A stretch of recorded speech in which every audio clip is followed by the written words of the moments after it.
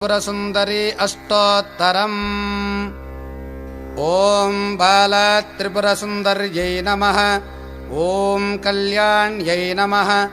ॐ त्रिपुरायै नमः। ॐ बालायै नमः। ॐ मायायै नमः। ॐ त्रिपुरसुन्दर्यै नमः।